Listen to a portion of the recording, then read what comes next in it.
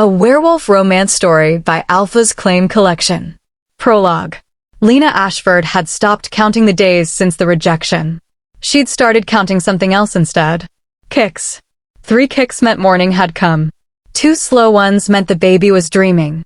A sudden sharp flutter against her ribs meant she'd eaten something the little one disapproved of, which, given their current diet of foraged herbs and whatever the forest offered, was most things.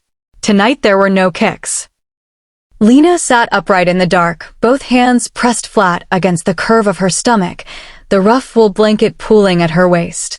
The cottage breathed around her, old wood settling, wind finding the gaps it always found, the fire reduced to a whisper of orange in the grate. For months she had lived here, at the edge of Ashvale territory where the tree line thickened and the pack forgot to look. For months of silence, so complete she had begun to hear her own heartbeat like a second companion. But now she couldn't find the third one. She pressed harder, counted, waited the way she had been trained to wait in the healing halls, with patience that costs everything. Nothing. The fear that moved through her was not the ordinary kind. It wasn't the fear she had swallowed the night she walked out of the pack hall with his words still echoing off the stone walls and her hands already pressed to a secret she hadn't told him yet. It wasn't the fear of the first winter alone, or the fear of running out of firewood, or the fear of what happened to unregistered Omega rogues when border patrols stopped being polite. This was the fear that lives below thought, below language, the fear that belongs entirely to the body. Something is wrong with my baby. She was on her feet before the thought finished forming, pulling her cloak from the hook by the door with hands that had steadied dying patients and sutured wounds by candlelight and never, not once, trembled the way they were trembling now. The nearest healer was 4 miles through forest and across the pack border she had sworn she would never cross again. The only healer she trusted was Elder Mara, who lived just inside that border, in a cottage that smelled of dried lavender and old power, who had delivered Lena herself 24 years ago and knew things about Omega bloodlines that the council had spent 2 generations trying to make everyone forget. Lena stood at her door. She thought about the pack hall, the torchlight, the crowd that had gone so carefully, deliberately quiet.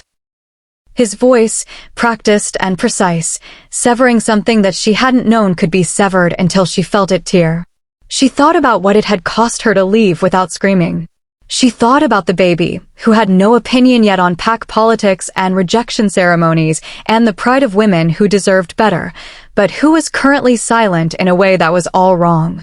She opened the door. The night air hit her face like cold water, sharp with pine and the particular bite of a forest that has been holding winter back by sheer stubbornness. The moon was high and unforgiving. The tree line stood ahead of her like a crowd of witnesses. If going back meant facing the man who rejected you while carrying his child, she thought, would you go? She already knew her answer. She had known it before she finished the question. I never, Lena Ashford told the dark, was very good at staying where they put me. She stepped off the threshold and walked toward the border. Before we dive into today's story, I have to ask, where in the world are you right now? Drop your location and the time in the comments below. Is it early morning in Melbourne, you already wrapped in a blanket before the rest of the house wakes up? Afternoon in Canada, sneaking this in between everything life is demanding of you today? Evening in Sydney, finally getting your quiet moment? Or deep into the night in New York, choosing this story over sleep, which, honestly, I completely understand? I ask every time because the answer never stops amazing me. This community stretches across every time zone, every continent, every corner of the world where someone has ever loved a story about a woman who was told she was nothing and refused to believe it. And today's story is going to ask something of your heart. This is the tale of Lena Ashford, an Omega healer who was rejected by her true mate while silently carrying his child, who survived 6 months alone at the edge of the world with nothing but her skills, her stubbornness, and a secret that was growing stronger every day, who walked back into the pack that broke her not for revenge, not for reconciliation, but because her daughter's life depended on it. And what that daughter turned out to be. It changed everything. If you are here for a story about a mother's love that could not be buried, a bond that survived being deliberately destroyed, and an alpha who had to face the full weight of the worst decision he ever made, then you are exactly where you are supposed to be right now. Hit that like button. Subscribe if you believe that the women they exile always turn out to be the ones the kingdom needed most. And leave that comment, your location, your time, your name if you want. Because this community is built one voice at a time and yours belongs in it. Every single one of you listening across every time zone, every season, every version of today that exists right now across this globe, thank you for being here. Now, let's find out what happens when the thing they threw away turns out to be the whole world. Chapter 1. What he said out loud. The forest had a particular quality at midnight that Lena had learned to read the way she read a patient's breathing. In shifts and gradations, never in absolutes. She knew the difference between a silence that meant safety and a silence that meant something was already watching. She knew which roots crossed the path at ankle height and which branches hung low enough to catch a hood. She had walked this route in daylight for practice, 3 times in the first month, because she had known, with the pragmatic certainty of a healer who deals in preparation rather than hope, that there would come a night when she would need to walk it without light and without time to be careful. That night was tonight. She moved quickly, one hand on her stomach out of habit, the other brushing tree trunks for orientation. The baby still hadn't kicked. The silence from that part of her was a pressure now, a held breath, a thing with shape and weight. The pack border announced itself not with markers, but with feeling. Every wolf knew the sensation. The subtle shift in the air, the way the territorial resonance changed frequency under your skin, the instinct that said here is where you belong or, in Lena's case tonight, here is where you stopped belonging the moment he opened his mouth. She stopped at the invisible line and made herself breathe. The memory arrived the way bad memories always did, not as a complete scene but in pieces, sensory and scattered, the way the mind protects itself by refusing to show everything at once. The pack hall had been full. She remembered that first. The warmth of too many bodies and the smell of pine resin from the torches and the particular expectant hush that falls over a crowd when they know something significant is about to happen and have already decided to witness rather than intervene. She had stood near the back. She hadn't been summoned, hadn't been warned. She had come because Dalla, the weaver's daughter, had pulled her aside that afternoon with eyes full of something Lena hadn't recognized in time as pity. You should hear it from the room, Dalla had said. Not secondhand. She had stood near the back, and she had watched Caius Voss stand at the head of the hall with Serafina Vale beside him, tall, composed, alpha-born in every line of her posture, and she had understood before he spoke. The understanding arrived the way pain sometimes does, ahead of the event that causes it, the body already bracing. His voice, when it came, was not cruel. That was the part that lived in her longest afterward. She could have metabolized cruelty. Cruelty was its own kind of answer. His voice was careful. The voice of a man who had rehearsed. Who had decided. I, Alpha Caius Voss, sever the mate bond with Lena Ashford, Omega, effective and irrevocable. 6 words for the first part. 3 for the verdict. 9 words to undo what the moon had taken years to build. She had already had her hand on her stomach for 2 weeks by then. A habit formed the morning the nausea started. The small, private gesture of a woman keeping a secret that suddenly felt very different standing in that hall, in that silence, with those words still moving through the air. She had not screamed. She had not argued or begged or made the kind of scene that would have given the crowd something to consume and retell. She had looked at him once, just once, long enough to make sure he saw her face, the whole of it, unguarded, and then she had turned and walked out through the crowd that parted for her the way crowds part for the already dead. The silence she left behind her had been the loudest thing she'd ever done. Now, standing at the border with that memory settling back where she kept it, Lena lifted her chin and stepped across. 2 guards materialized from the tree shadows with the practiced ease of wolves who had been watching her approach for the last 10 minutes and had decided, apparently, to let her reach the line before announcing themselves. They were young. She didn't know their names, but she recognized their faces. Both of them had come to her with minor injuries in the 2 years she had worked the pack healing halls. A sprained wrist. A fever that wouldn't break. She had treated them with the quiet efficiency that had made her good at her job and invisible everywhere else. Their eyes dropped to her stomach. She watched something move across both their faces simultaneously. Not cruelty. Not the cold professionalism of pack wolves executing border protocol. Shame. The particular shame of people who have known something was wrong and made the daily choice to know it quietly. Neither of them spoke. Neither of them blocked her path.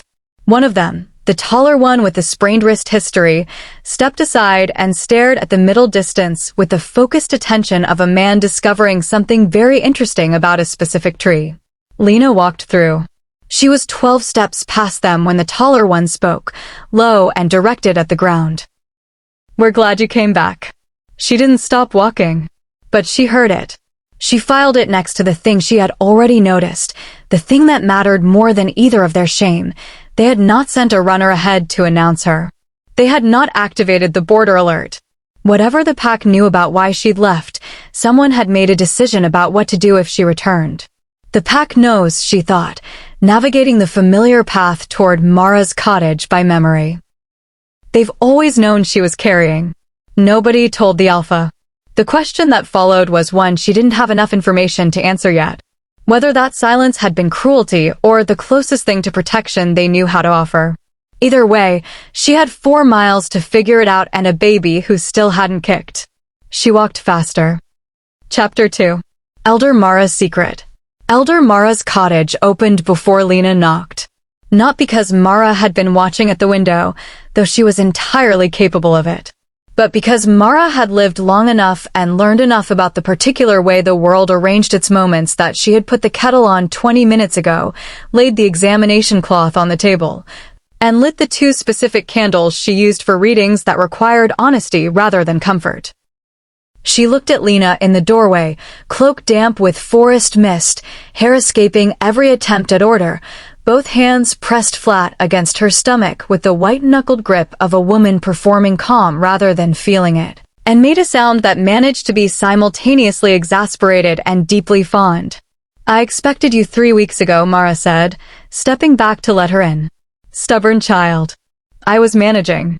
You were surviving. Those aren't the same thing and you know it." Lena opened her mouth to argue and felt the baby shift, once, faint as a candle in wind, and the argument died before it formed. She sat at the table because her legs had apparently decided the crisis was over and were not interested in pretending otherwise. Mara's hands were already moving, not with the performance of ceremony, but with the brisk, unsentimental efficiency of someone who had been doing this since before most of the pack was born. She worked in silence, which was how Lena knew she was worried. Mara filled silence deliberately, the way a good healer fills a room, with presence and the particular hum of someone who has something to say and is choosing the right moment. When she wasn't speaking, it meant she was looking at something she hadn't decided how to name yet. The examination took longer than it should have. Lena watched Mara's face with the same attention she gave her most difficult patients, reading the microshifts of expression that preceded diagnosis, the slight tightening around the eyes, the way the mouth pressed to a line when the hands found something unexpected. "Tell me," Lena said. Mara looked up, looked back down, moved her hands once more with careful deliberateness, as if confirming a reading she'd hoped she'd gotten wrong. Then she sat back and looked at Lena with the expression of a woman choosing honesty because she respects someone enough not to soften what they need to hear. "The baby isn't just distressed," she said. "She's suppressing herself." The word landed strangely. Suppressing. Omega pups born to rejected mates sometimes do this. Mara's voice was careful, precise, not unkind. The severed bond creates a wound. Not in the mother's body. In the psychic space between mother and child. The pup feels the grief, feels the bond sickness. And, because she cannot fix the source, she paused. She takes the weight herself. The silence in the cottage was the kind that has texture. Lena heard the kettle begin to whisper on the fire. Heard a log settle. Heard her own breathing, which had gone very controlled in the particular way breathing goes controlled when the alternative is falling apart. She's trying to protect me, Lena said. She's been trying to protect you for weeks. Something moved across Mara's face that might have been awe if it hadn't been so anchored in sorrow. Taking the weight of your grief so you wouldn't break under it. Dimming her own life force to ease yours. Lena pressed her hand flat against her stomach. She thought about the past 4 months.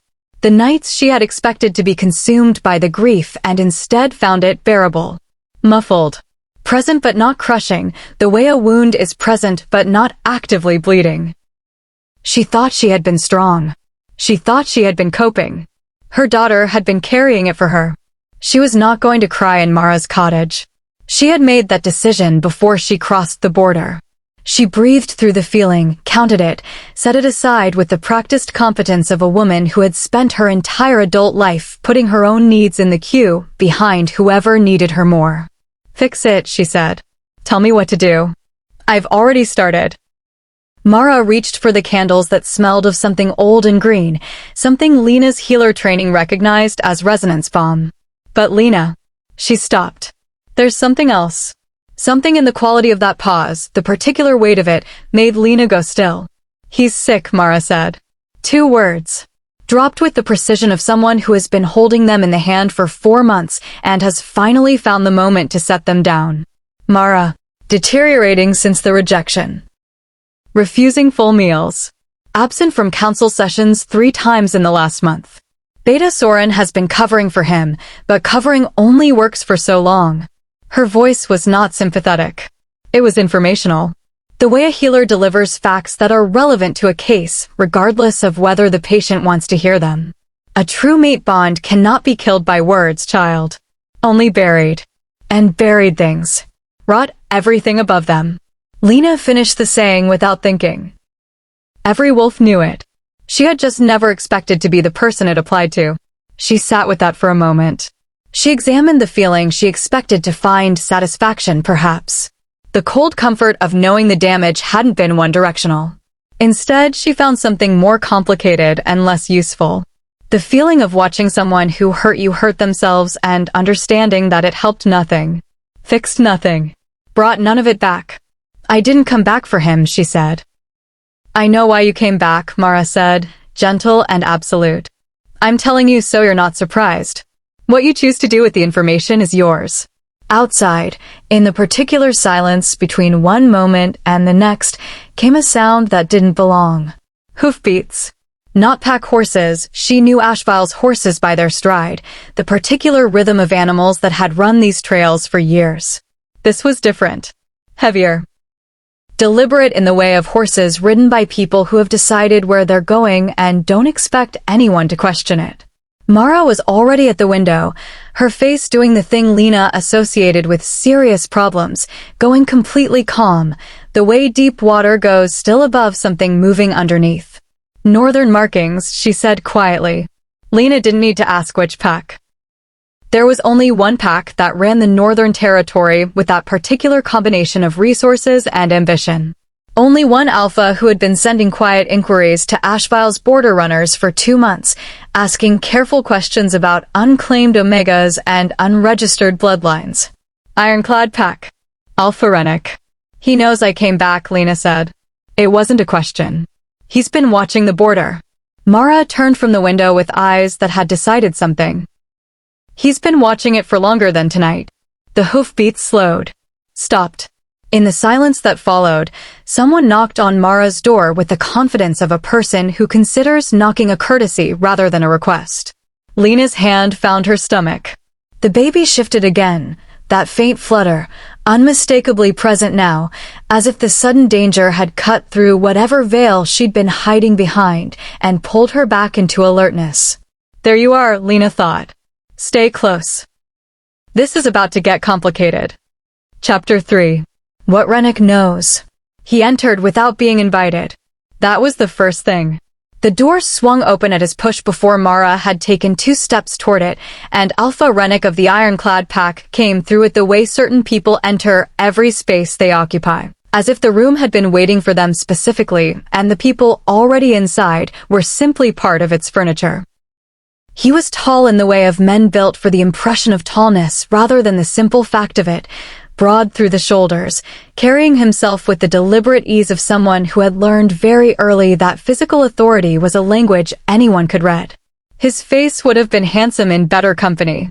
Strong jaw, sharp eyes, the kind of features that looked well by firelight and communicated absolutely nothing about what was happening behind them. Those eyes moved to Lena's stomach immediately, not as an afterthought. Not as the slightly awkward politeness of someone acknowledging a pregnancy before addressing the person. He looked at her stomach first, with the direct, calculating attention of a man consulting a map to confirm a destination. Then he looked at her face. Omega, he said. The single word contained a filing system, category identified, position assigned, relevance confirmed. You're further along than the reports said. Reports, Lena said. Interesting word for whatever you've been doing. Something moved in his expression that might have been appreciation if it hadn't arrived and departed so quickly. He came to the table without being asked and stood on the opposite side of it from Lena, which was either a courtesy or a strategic positioning, and with this particular man, she suspected the two were never separate. I'll be plain, he said. I find it saves time. Please. You are an Omega without pack registration. His voice had the quality of someone reading from a document they've already memorized. Rehearsed, Lena thought. Practiced. She knew that quality. You left Ashvale territory 4 months ago following a public rejection ceremony. Your exile was not formalized, which means technically you left voluntarily, which means under Interpac law your status defaulted to rogue at the 60-day mark. A pause so brief it barely existed. That was 2 months ago. I know the law. Then you know that as a rogue Omega carrying an unregistered pup with no declared father and no pack protection you are technically eligible for sanctuary petition. She finished it before he could.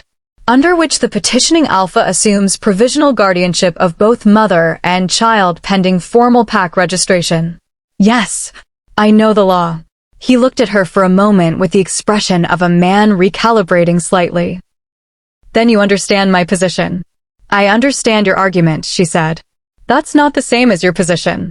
Mara had stationed herself near the cabinet with the glass bottles, which Lena noted in the part of her mind that ran a constant background assessment of available resources in any given situation. The specific cabinet. The one with the sedative compounds and the wolf's bane tinctures and 3 different things that smelled harmless and were not.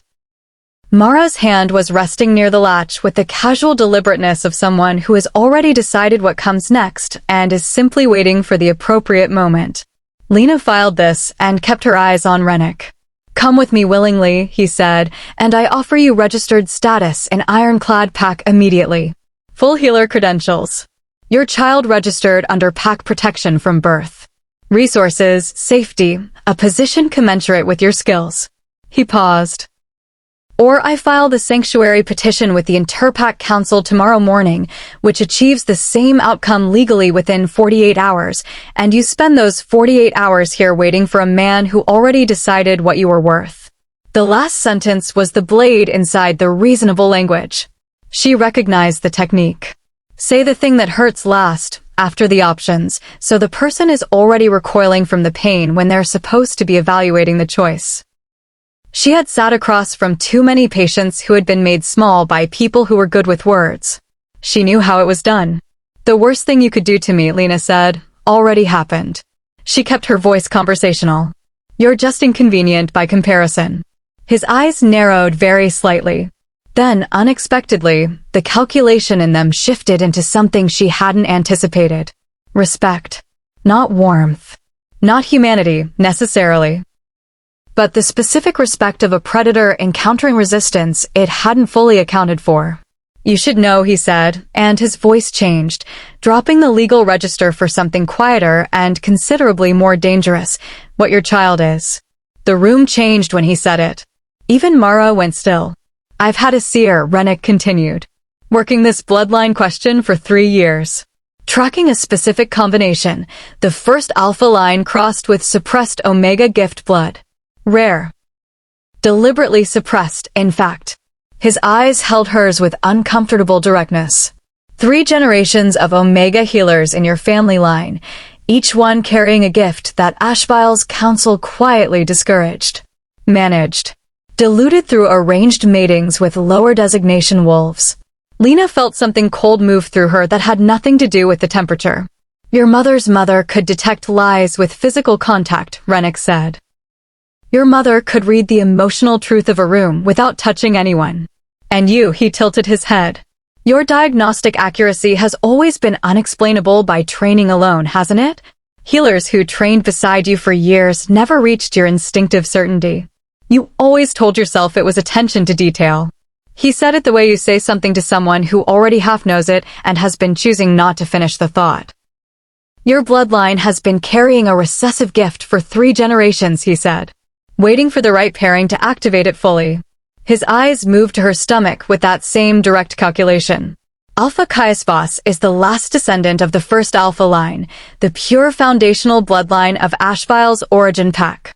His line carries the dominant resonance frequency that your line's gift requires to fully express. He let the silence do the work for a moment. Your daughter is a bondbreaker. The word landed with the weight of something that had been falling for a long time and had finally hit ground. Mara made a sound that wasn't quite a word. Her hand had moved off the cabinet latch, which told Lena that whatever she'd been prepared to do before, she was reassessing now. Born once per century if the conditions align, Rennick continued. The ability to sever or restore mate bonds permanently. Not the temporary disruption of a rejection ceremony. Not the slow deterioration of bond sickness. Permanent. Deliberate. Surgical. He paused. Every pack law in existence is built on the assumption that mate bonds, once formed, are beyond manipulation. A bondbreaker makes every one of those laws renegotiable. He looked at her and his voice dropped to something almost quiet. Your Alpha threw away a bloodline that could rewrite the foundational law of every pack on this continent. A pause. I won't make the same mistake. The fire crackled. Outside, she could hear his horses, patient and still, waiting. Lena sat with the information for exactly as long as she could afford to, which was 3 seconds, because 3 seconds was what her healer's training allowed before the mind needed to move from receiving to responding. Then she looked at Mara. Mara looked back at her with the expression of a woman who has lived long enough to recognize the specific shape of a decision that cannot be undone once made. Then Mara's hand moved to the cabinet latch and her elbow moved with the unhesitating economy of someone who has thought this through and has no interest in revisiting the decision. The cabinet swung open. 3 glass bottles came off the shelf in rapid succession. Oh, said Rennick, with the tone of a man who had not included this variable in his prepared remarks. The first bottle hit the floor between his feet, and the contents went upward with a sound like a whisper and a smell like rotted sweetness.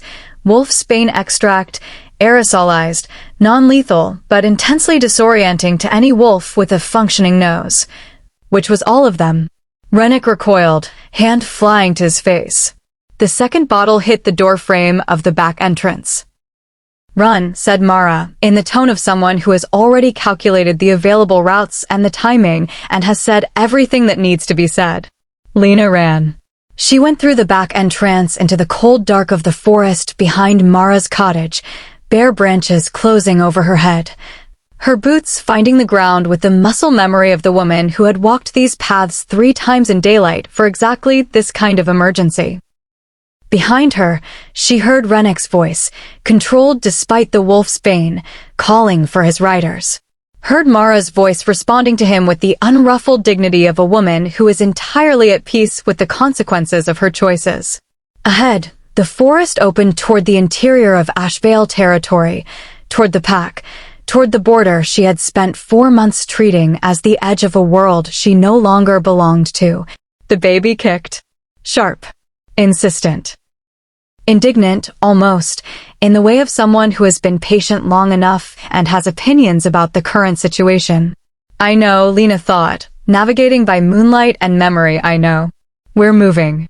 She came around the wide oak that marked the boundary between Mara's territory and the pack's interior trail, breathing hard, recalibrating her route, and ran directly into a wall.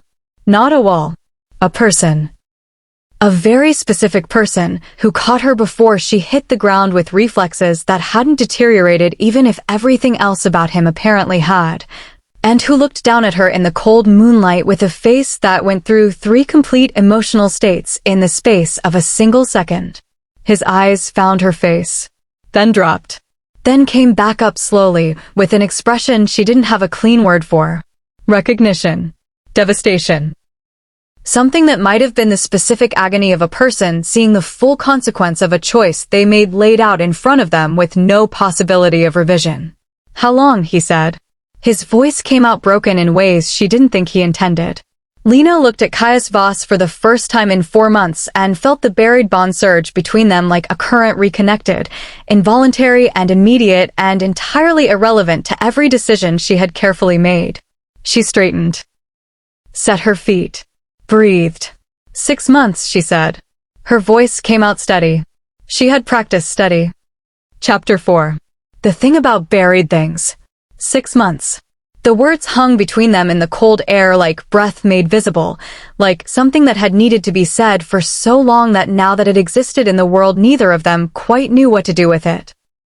Caius Voss stood in the dark of the Ashvale forest at midnight and looked at the woman he had rejected with his own careful, practiced voice 6 months ago, and she looked back at him with eyes that were doing something extraordinarily controlled. Present without being open, steady without being cold, the expression of a person who had rehearsed this moment in private so many times that the rehearsal had become its own kind of armor. He was thinner. She noticed it with the clinical detachment of a healer cataloging symptoms before she could stop herself. The planes of his face were sharper than she remembered, the shadows beneath his eyes carrying the particular quality of sleep that had been lost in increments rather than all at once. His shoulders were the same, broad, set, carrying the authority of a wolf who had never fully learned to put it down, but there was something underneath the posture. Something that posture was working to conceal. Mara had said deteriorating. Looking at him now, she would have said the same. She hated that she noticed. His eyes moved over her face first, then down, then back up, with the helpless quality of a gaze that has found what it was looking for before the mind consented to look. The expression that moved across his features in sequence, recognition, then something shattering, then something that might have been fury turned entirely inward, was more honest than anything she had seen from him in the 2 years before the rejection. Perhaps because he didn't have time to prepare it. Perhaps because some things are large enough that even practiced men run out of performance.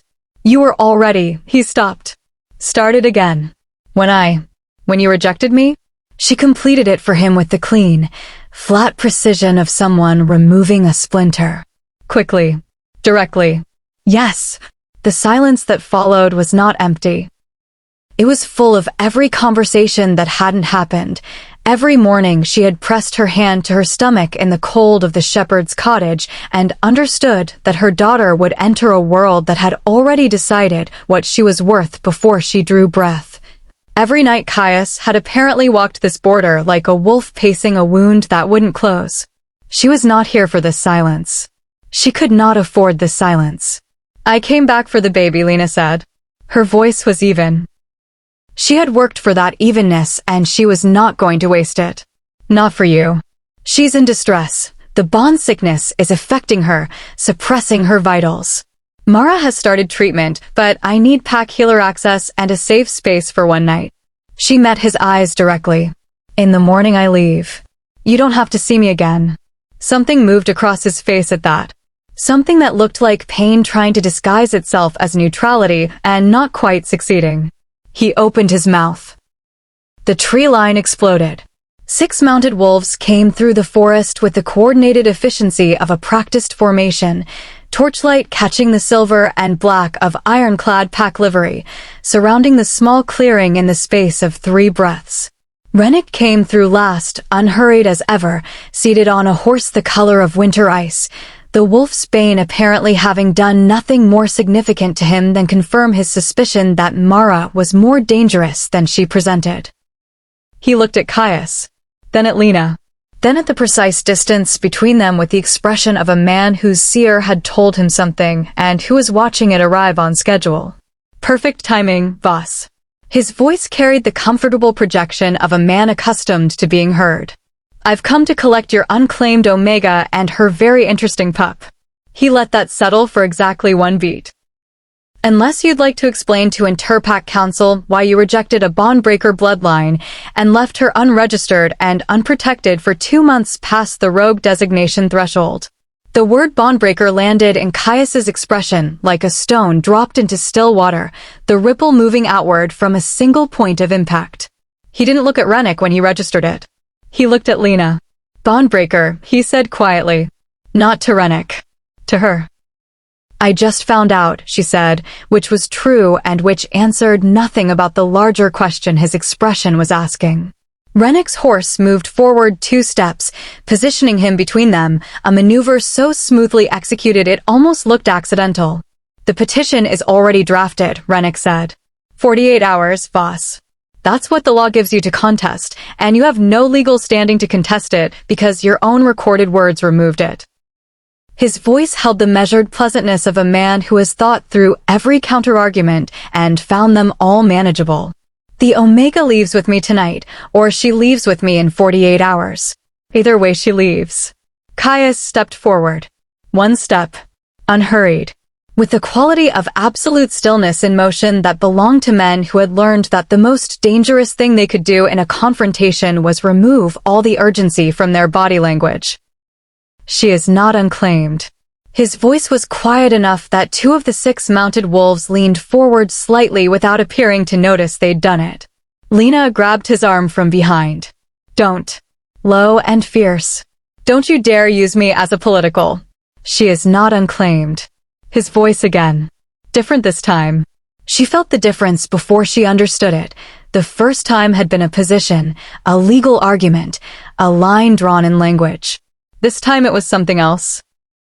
Something that bypassed the political entirely and landed in a register she hadn't heard from him before. She was never unclaimed. "I said words that the law recognizes. That doesn't make them true." Rennick's pleasant expression didn't change, but something behind it did. "Then why," he said softly, "is she standing in my path rather than yours?" No one answered that. Caius looked at Lena and she looked back at him, and the buried bond surged between them again, involuntary and insistent. And she hated it, and she hated that she couldn't control it, and she hated most of all that it made her feel something she had spent 4 months very carefully not feeling. Then Rennick's wolves moved. The fight was not elegant. Real fights rarely were. Caius moved into the first 2 wolves with the economy of a man who had trained since he could walk and who was, despite 4 months of bond sickness and irregular meals and midnight border walks that substituted for sleep, still the most dangerous wolf in the immediate vicinity and apparently quite comfortable with that fact. Lena was not supposed to be in the fight. She had understood this intellectually.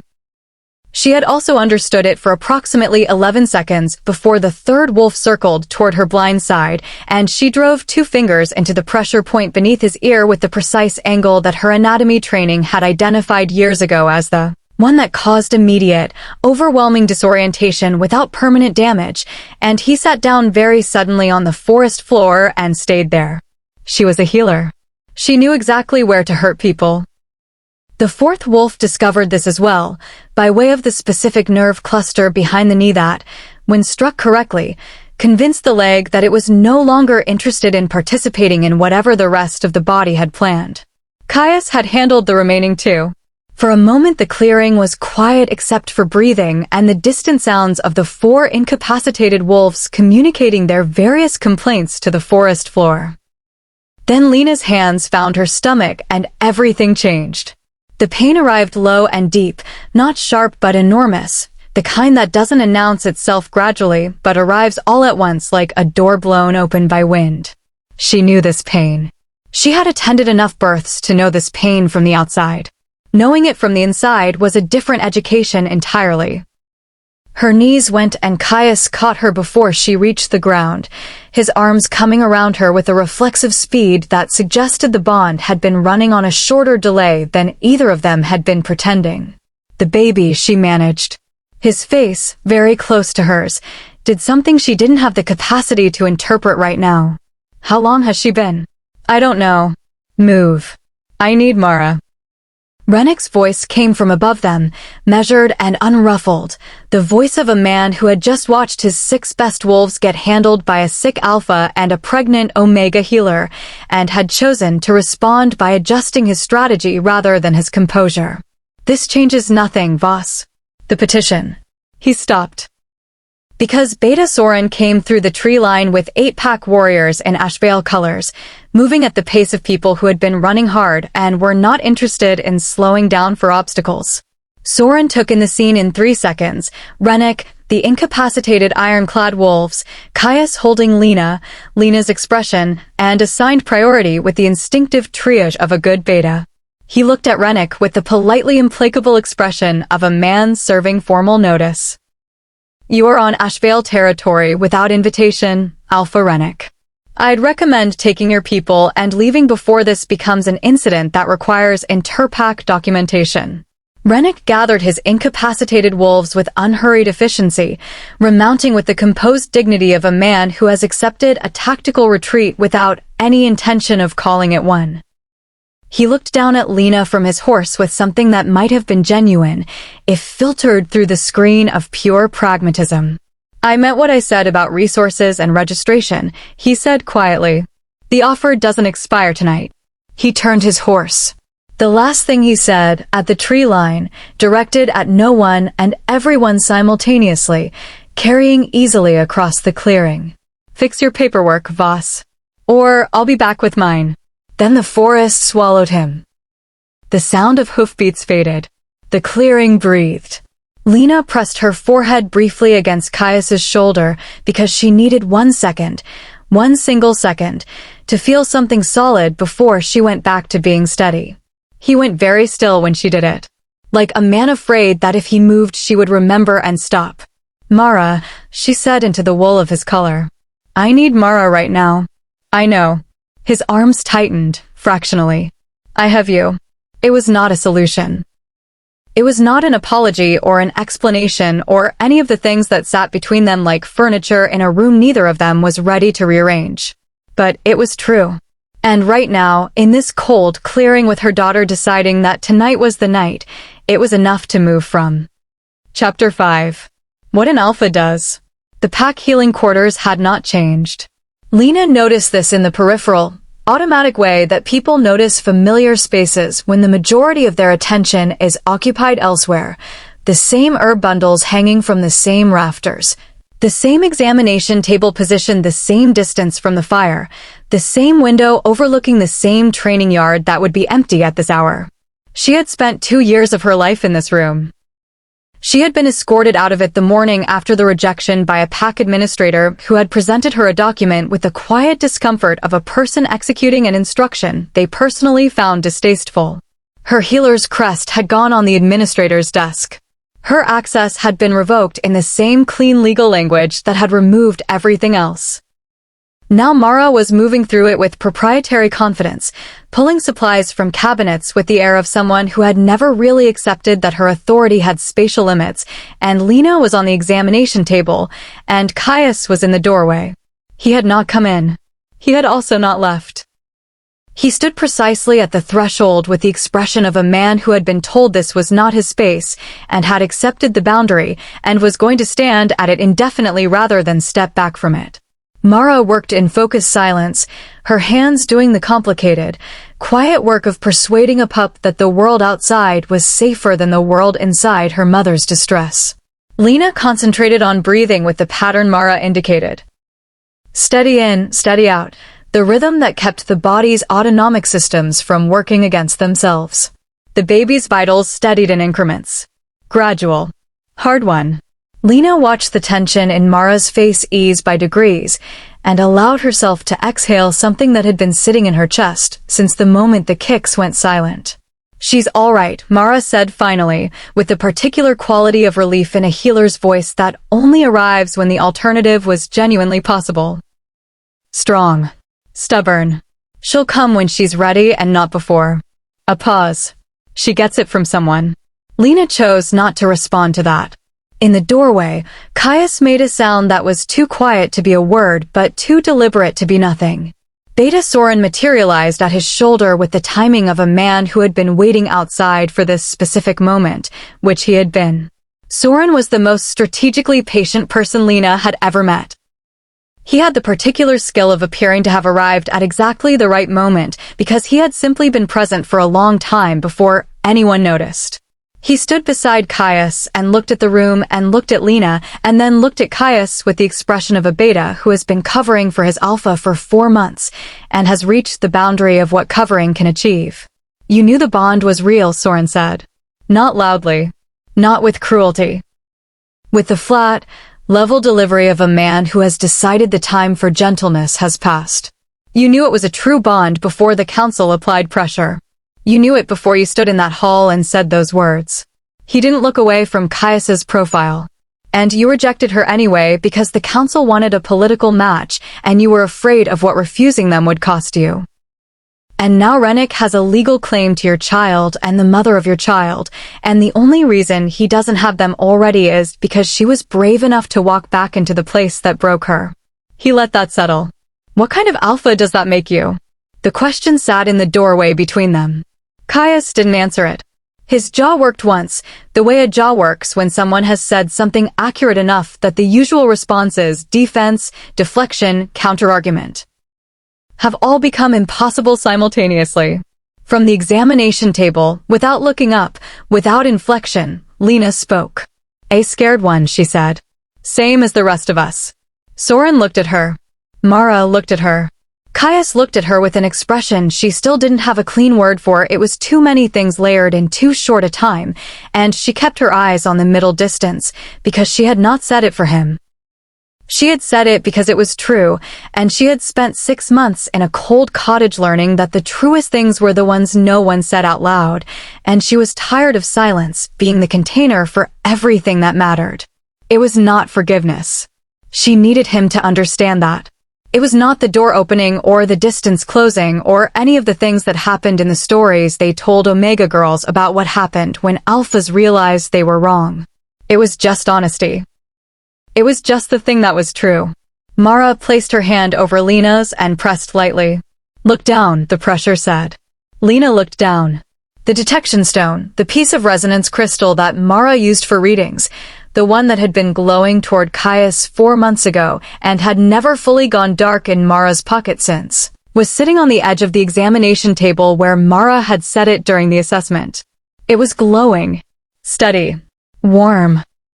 The color of something that had been buried in the dark for a very long time and had finally found its way toward light. It was not glowing toward Mara. It was not glowing toward the door, toward Caius, toward either of them separately. It was simply glowing, filling the space between them with the particular quality of something that had been told to stop and had continued anyway. The pup is choosing, Mara said softly, the words carrying the quality of something she had suspected and was now confirming. Bondbreakers declare their first loyalty before they're born. The resonant stone responds to the declaration. The room went very quiet. She's choosing, Lena said. Her voice came out smaller than she intended. She's been choosing for weeks. Mara looked at the stone with the expression of someone watching something ancient and patient arrive at its own conclusion on its own schedule. I thought it was residual bond resonance. I was wrong. A pause. She knows exactly what she is. She's known since she was large enough to know anything. Caius stepped through the doorway. Not fully. 1 step. Crossing the threshold he had been standing at since they arrived, and stopping there, looking at the stone with an expression stripped entirely of the political composure that usually lived on his face, leaving something underneath that was considerably less managed and considerably more real. What is she choosing? He asked. Mara looked at him with the patient, unsentimental clarity of a woman who has watched too many people ask the wrong questions to be surprised by it anymore. That, she said, is what you're going to have to earn the answer to. Chapter 6.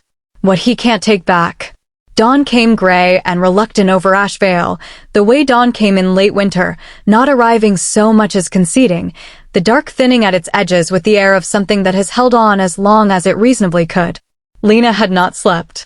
She had rested in the specific way that healers rest during extended vigils.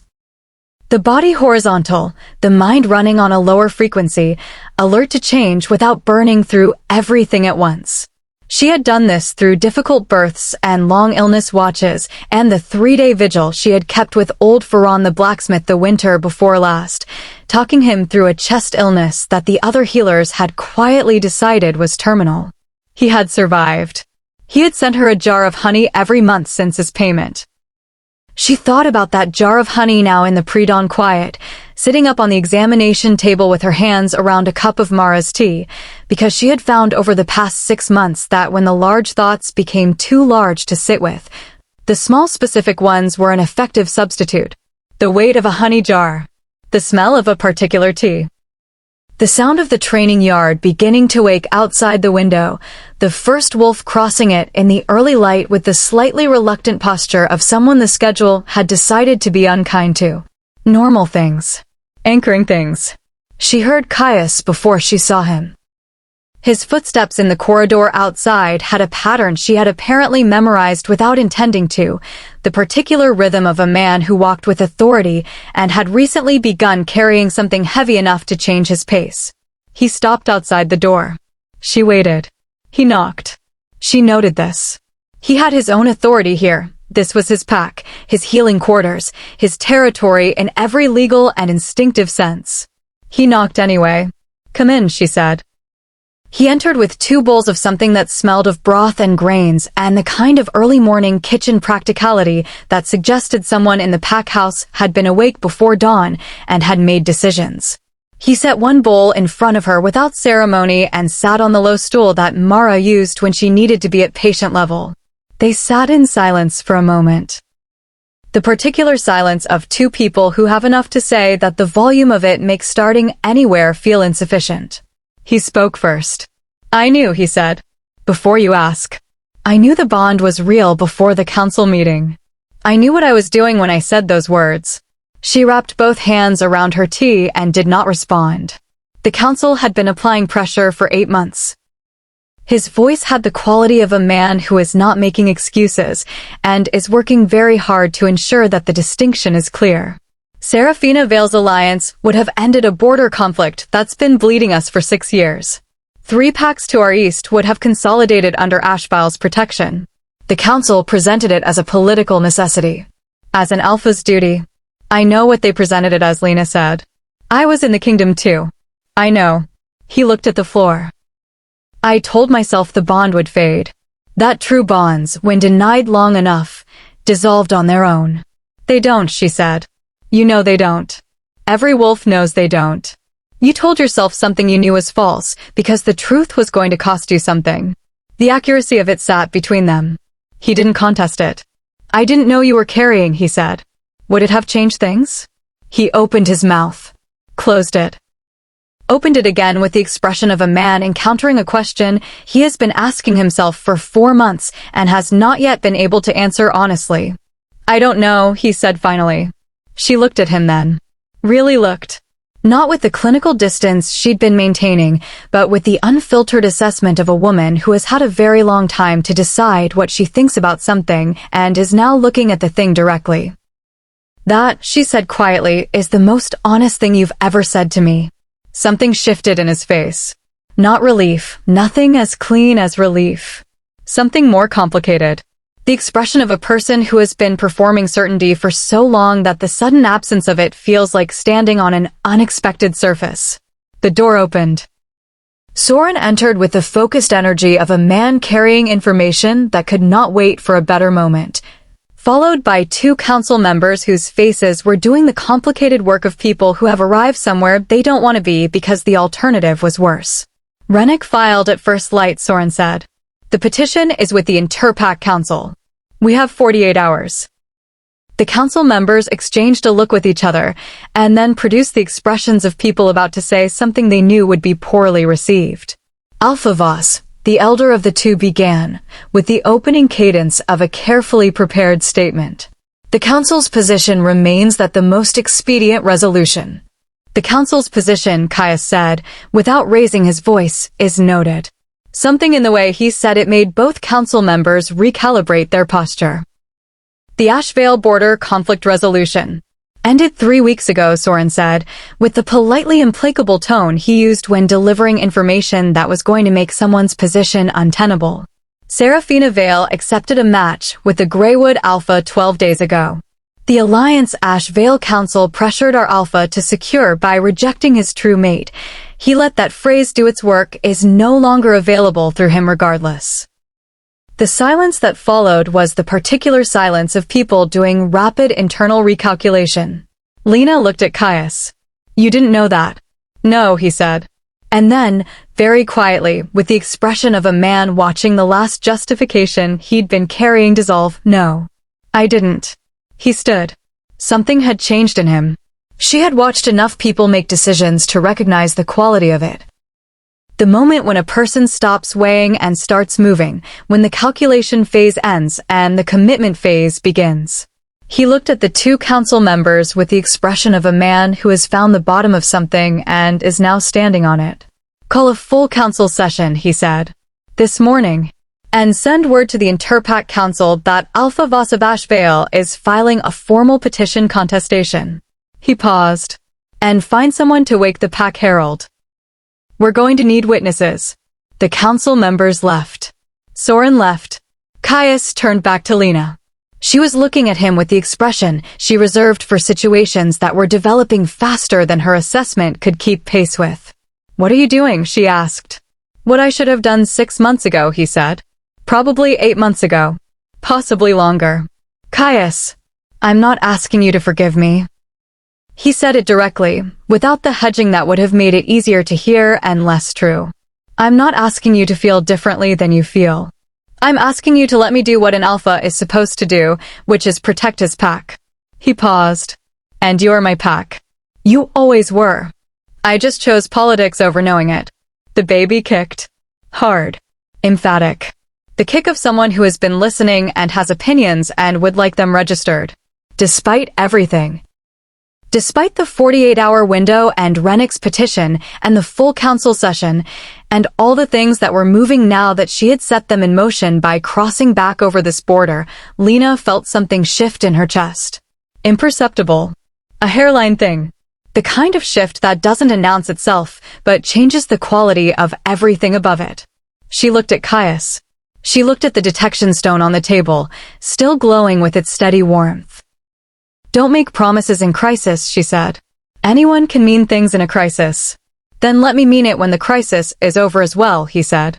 She had no answer for that. The morning light came through the window and landed between them on the floor like something waiting to be picked up. Chapter 7. What Truth Costs. The council chamber filled quickly. Word spread through a pack the way water moved through connected spaces, not announced so much as arrived at, the understanding passing from person to person with the particular speed of information that carries weight. Full session. First light. The Alpha calling witnesses. By the time the chamber was seated, there was not an empty space in the gallery. Lena stood near the back. She had been placed there by a council administrator who had experienced a visible internal conflict about where to put her. The healing quarters were appropriate. The gallery was arguably presumptuous. But the back of the chamber had the neutrality of a space that wasn't quite either, and the administrator had settled on it with the relief of a person who has found a compromise that offends no one severely. She could see the full chamber from here. She could see the council members in their elevated seats, composed and carefully expressionless. She could see Soren positioned at Caius's right with the watchful stillness of a beta running constant threat assessment. She could see the gallery, packed with pack members whose faces ran the full range from apprehension to something that looked, in certain expressions, like the specific alertness of people who have been waiting for something without being able to name what they were waiting for. She could see, at the chamber's main entrance, the ironclad pack advocate Rennick had sent, a compact, efficient-looking wolf with a document case and the expression of a legal professional who is confident in his materials. And she could see Caius, standing before the council's raised platform, with his back to the gallery and his face toward the 12 council members who had applied 8 months of pressure to accomplish something that had cost them all considerably more than they'd calculated. The head council member opened proceedings with the formal language of Interpack legal process, citing the petition, the timeline, the relevant statutes. The ironclad advocate confirmed the filing. The 48-hour clock was established on the record. Then Caius spoke. Before the council addresses the petition, he said, I have a statement to enter into the record. The head council member indicated permission with the slight inclination of someone who had been told to expect this and had not decided yet whether to welcome it. Caius did not use notes. He stood with his hands at his sides and his voice level and his eyes on the council members who had spent 8 months telling him what an alpha's duty required. 6 months ago, under sustained pressure from this council, I performed a rejection ceremony severing a true mate bond. I was advised that the political alliance gained by this action outweighed the personal cost. I was advised that bond sickness would resolve over time. I was advised that the Omega in question would be provided with resources and a relocation package that would ensure her stability. He paused. I have since learned that no relocation resources were provided. I have since learned that the political alliance this council cited as justification no longer exists, the relevant party having concluded a separate match 3 weeks ago. I have since learned that the Omega I rejected was carrying my child at the time of the ceremony, a fact this council had access to and chose not to share with me. The gallery made a sound. Not words. The collective sound of a room receiving information that realigns the shape of something they thought they understood. 3 council members had gone very still in the specific way of people who have just realized that something they knew and kept quiet has become part of a public record. I am not here to perform contrition for the gallery, Caius continued. I am here because what this council directed me to do is wrong. Not politically inconvenient. Not strategically questionable. Wrong. And I allowed it because I was more afraid of what refusing would cost me than I was committed to what was right. The chamber was completely silent. I am contesting the ironclad petition on the grounds that no legitimate rejection occurred. A rejection performed under sustained institutional pressure, without full information, with the deliberate withholding of material facts by the advising council. His eyes moved across the 3 council members who had gone still. Does not meet the legal standard of an informed, voluntary decision. I am requesting the record reflect this and the petition be denied accordingly. The ironclad advocate was on his feet with the speed of someone who had prepared for this specific argument and had counter-arguments ready. The legal exchange that followed was fast and technical and very loud, both sides citing statutes that were old enough to require interpretation. The council members arguing among themselves with the vigor of people who were partly arguing the law and partly arguing their own exposure.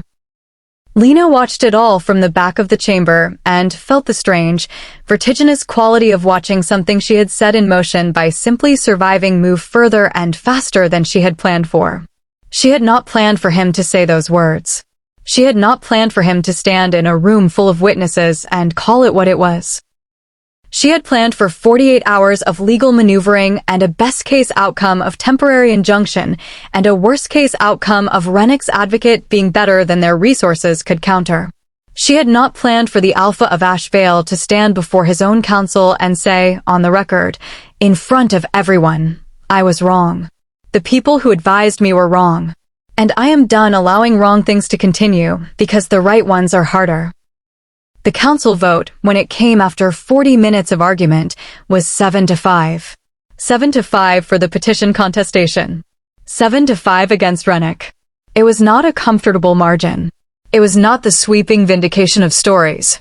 It was 7 wolves out of 12 who had decided that the legal argument was sound and the political cost of contesting it was manageable, and 5 who had decided differently. It was the complicated, insufficient, real arithmetic of change. But it was enough. The ironclad advocate packed his document case with the composed professionalism of a man who is lost without having done anything wrong himself and who would be filing an appeal within the week. Lena watched him go and felt no particular satisfaction, only the flat, tired quality of a battle that has been won at the cost of the energy needed for the next one. Caius turned from the council platform. He found her immediately, across the full length of the chamber and through the noise of the gallery breaking into conversation and the council members beginning their complicated internal negotiations about what had just been placed on the record. His eyes went directly to her with the unerring quality of something that had been finding her across distances for longer than either of them had officially acknowledged. She looked back at him. She did not smile. She was not ready to smile. She was not ready for most of the things that were going to need to happen between them before the space that had accumulated over 6 months was navigable. But she held his gaze. For a long, level moment, she held it. And then she felt the contraction. Not the false early kind. The real kind. The kind that arrives with the absolute authority of a body that has finished waiting and has made its own decision about timing regardless of what the political situation requires. She pressed one hand to the wall and the other to her stomach and said, in the general direction of the nearest person, which happened to be a council scribe who had been recording proceedings, "I need Mara." The scribe stared at her with the expression of a person whose job had not previously included this category of situation.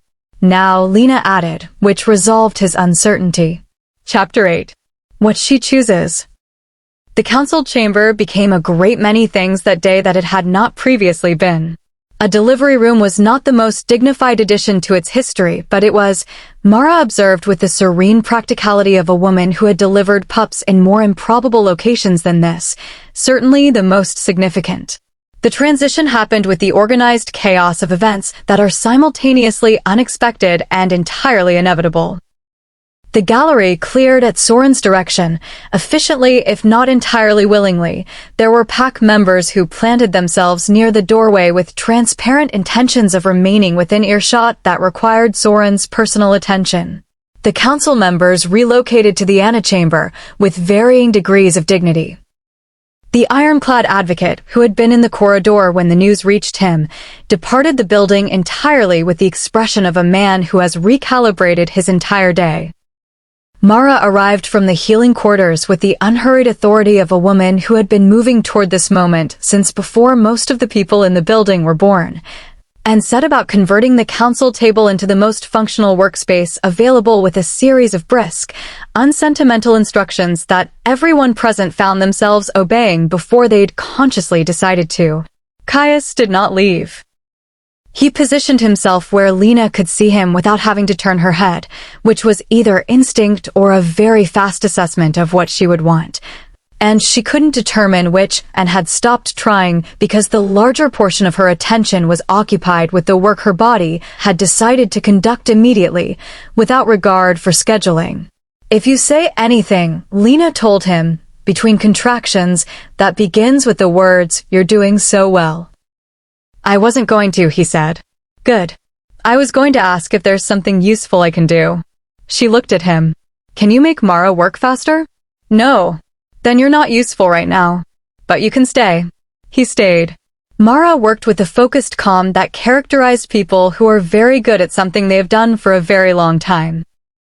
She murmured instructions and observations in the low, steady register that Lena recognized as the frequency of someone managing both the physical process and the psychic resonance simultaneously. Attending to the body while also attending to whatever the bond sickness had been doing to the space between mother and child, the months of suppressed grief and muffled connection, and a small life quietly carrying weight it had never been designed to carry alone. The contractions built. In the gray space between them, Lena heard Mara's voice drop lower, speaking not to her but to the child, in the old language that Omega midwives kept and that the council had been trying to discourage for 2 generations. The language that said you are wanted and the world outside is ready, and you can let go of what you've been carrying now, little one. Someone else will carry it with you. The detection stone pulsed on the table beside them. Warm. Steady. Increasingly bright. Caius saw it. She watched him see it, watched the quality of his attention shift toward it with the recognition of someone encountering the physical evidence of something he had been refusing to fully accept. "The resonance," he said quietly. "She's been declaring since before she was large enough to move," Mara said, without pausing her work. "I thought it was bond residue. I was wrong. Bond breakers know what they are from the beginning." "What does she know?" Caius asked. "That she has a choice." Mara's voice was very still. "The gift that defines her, the ability to sever or restore bonds, it begins with her own." She was born with the option to sever completely, to enter the world unaligned, belonging to no bond, no pack, no history. Some bond breakers have chosen it. Starting clean. The room was very quiet. And the other option? Caius asked. She chooses the bond. She accepts what exists, not what it was, not what it failed to be, but what it could become. She chooses to enter the world already part of the work of repairing it. Lena looked at the stone. She looked at its light, steady and particular, filling the space between herself and Caius with warm persistence. She already chose, Lena said. The moment you crossed the border, Mara confirmed, and her voice held something that was not quite awe, but was its neighbor. She felt you choose to come back. And she made her own decision accordingly. The next contraction arrived like a tide and the world narrowed to the single luminous point of the work at hand, and Lena stopped thinking about bonds and declarations and 48-hour windows and everything else that lived in the world of language and law, and existed purely in the body and the breath and the ancient, animal certainty of a mother doing the most important thing she would ever do. Mara's voice, steady and constant. Caius's presence, still and solid and available. The detection stone's light, filling the chamber with warmth. And then, between one breath and the next, in the gray pre-dawn light of an Ashvale council chamber that would need a considerable amount of explaining to the scribal record keepers. A cry. Not a small sound. Not the tentative, testing sound of a newborn encountering the world for the first time with uncertainty. A sound with authority in it. A sound that had decided, before it arrived, what it intended to announce. Mara placed her in Lena's arms. She was not glowing, no golden eyes, no psychic shockwave, nothing that the stories about bond breakers might have prepared the room to expect. She was small and dark-haired and furious about the temperature, which she expressed with admirable directness. But as she came into contact with Lena's skin, something moved through the room that wasn't sound or light or anything with a name in the common language. It was the feeling of a severed thing remembering its connection. The feeling of a wound that has been held open by stubbornness and pride and the comfortable architecture of justified anger finally beginning to consider the possibility of closing. Across the room, through the antechamber door, one of the council members who had voted against the contestation made a sound and pressed her hand to her chest. In the corridor, a pack warrior who had been standing guard sat down on the floor abruptly and didn't get up for a while. Outside the window, in the training yard, the wolves who had been going about the morning's business stopped moving all at once and stood still, faces turned toward the council chamber, expressions open and searching and briefly, helplessly honest. Soren, who was not a man given to visible emotion, looked at his hands with the expression of someone encountering, for the first time in a long time, the feeling of something true. The detection stone went dark. Then it lit again, differently this time. Not pointing. Not seeking. Simply full, both directions at once. The resonance of something that has stopped measuring distance, because distance is no longer the relevant variable. Mara looked at it. Looked at Lena. Looked at Caius across the room. She doesn't choose between you, she said, and her voice was very soft and very certain. She chooses the bond. She chooses it whole. Caius crossed the room. He stopped at the edge of what felt like the right distance and looked at the child in Lena's arms with an expression that had no performance in it whatsoever, nothing managed or composed or calibrated for the room. Just a man looking at a small person who had decided, before she was born, that the world's broken things were worth the effort of repair. She looks like you, he said. She looks like herself, Lena said. Yes. He reached out, very slowly, and touched the back of one small clenched fist with one finger. The fist opened. Tiny fingers closed around his, with the unhesitating grip of someone who has already made her decisions and is not interested in relitigating them. Yes, she does. They stayed like that, in the gray morning light, while outside the door the pack went about the complicated business of beginning to change, and Rennick's advocate prepared his appeal, and 12 council members sat with the new shape of their record. And the world arranged itself around the fact of a child who had chosen wholeness before she could speak. Epilogue. What they built instead. 3 months later, Lena counted differently. Not kicks. Not days. Not the particular silence of a cottage at the edge of a territory that had decided to forget her. She counted sounds. The specific sound her daughter made at approximately the 4th hour of every morning, when she had decided that sleep was a concept for people with less to communicate. A sound somewhere between a declaration and an accusation, directed at whoever was closest, which alternated between Lena and Caius with the impartial schedule of a child who has 2 parents and intends to use them both efficiently. The sound of Soren losing an argument with said child, who could not yet speak but had developed a system of expressions that communicated displeasure with a precision that most adult wolves required years of counsel experience to achieve. Soren, who had negotiated border disputes and managed alpha temperament and handled interpack crises with unshakable composure, had been defeated on 3 separate occasions by an infant's pointed silence and could not fully explain how. The particular creak of Elder Mara moving through the pack house kitchen before anyone else was awake, which had been happening every morning for 3 months, because Mara had decided that the sleeping arrangements in her own cottage were less satisfactory than the ones here, and had relocated with the serene confidence of a woman who has lived long enough to understand that asking permission is a courtesy she is no longer obligated to extend. No one had told her she was wrong. The pack was changing. Not quickly. Not cleanly.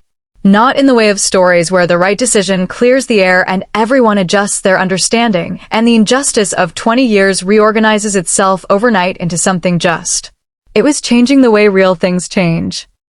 In arguments and reversals and 2 steps taken and 1 stepped back, in the specific friction of a community discovering that the structures it had built around a convenient hierarchy were more load-bearing than it had understood. The council had new members. 3 of the 5 who had voted against the contestation had resigned in the weeks following, not from external pressure, but from the specific internal pressure of people who have been asked to look at something directly and have found that continuing to look away requires more energy than they have left. Their replacements included 2 Omega Pack members and a healer who had been practicing in the outer territories since her own quiet exile 4 years ago and had come back when Lena sent word. The Omega Healer Registry, a formal record of gift blood practitioners and their credentials, the kind of institutional acknowledgement that made the careful suppression of 3 generations considerably more difficult to continue, was in its 2nd draft. Lena was writing the 3rd section herself on the nights her daughter allowed it. Rennick's appeal was pending. It would be pending for some time. His advocate was skilled and the legal argument was not simple, and the Interpack Council moved with the deliberate pace of institutions that have never been rushed and do not intend to start.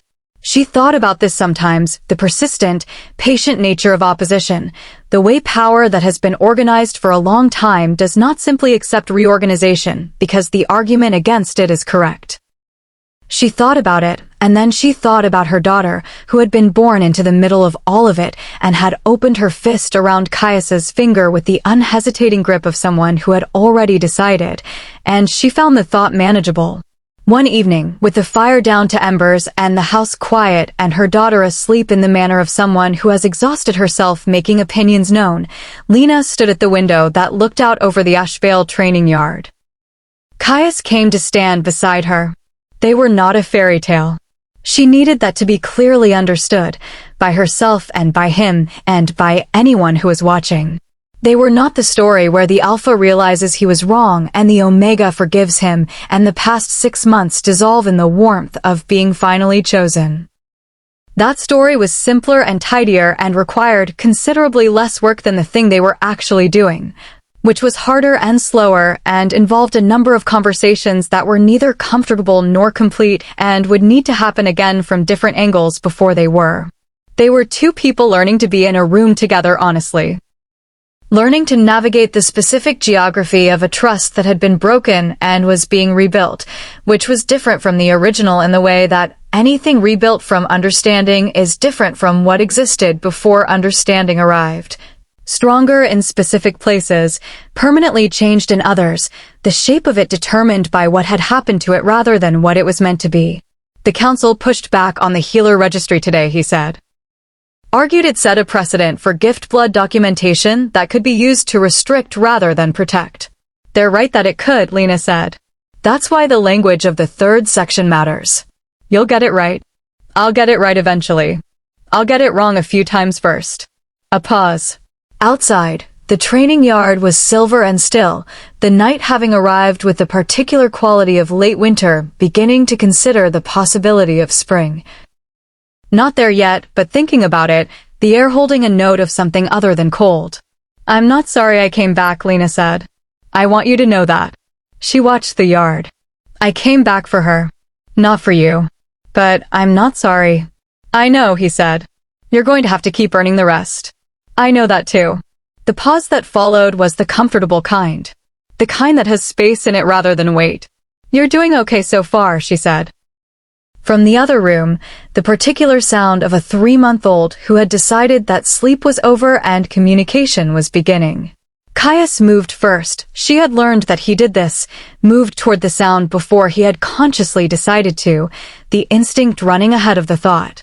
She had learned to let him, not as concession but as observation. The data of a person in motion, accumulating gradually into something she was not ready to name, but was no longer pretending she couldn't see. She heard him in the other room. The low, unhurried voice of someone engaged in serious conversation with a person who could not yet respond in words. The particular sound of a man deciding, every morning, in the small and specific ways that decisions are actually made, to be something different than he was. She turned from the window. Outside, the training yard held the quiet of a pack at rest. Somewhere on the eastern border, Rennick scouts were still watching. She knew this. Soren had confirmed it. It was a fact she carried the way she carried all the unresolved things, present and accounted for and not yet concluded. But tonight, in this room, with her daughter's voice now shifted from declaration to the lower frequency of contentment, with Mara humming something old in the kitchen, with the fire finding its second wind. Tonight the broken thing was breathing. Tonight was enough. She would go back to the window tomorrow.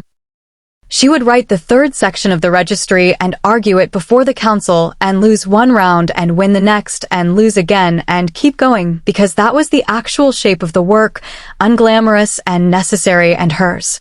She would count the sounds her daughter made and the ways Caius was learning to be better and the Omega healers returning to a territory that was slowly, imperfectly, genuinely trying to deserve them. She would count all of it. She turned from the window and walked toward the sound of her daughter's voice and the low, sincere rumble of a man in conversation with the most honest person he had ever met. She went to join them. They sent her to the edge of a world and told her to disappear. They exiled her to a mountain and called it mercy. They stripped her crest and silenced her voice and decided, with the comfortable certainty of people who have never had to reconsider what they're worth, that she was nothing. She had come back anyway. Not for them. Not to prove them wrong, though she had. Not to be vindicated, though she was.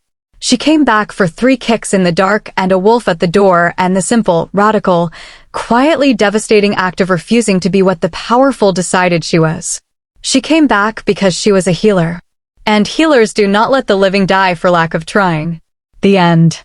And that, lovely, is what it looks like when the thrown-away thing turns out to be the whole world.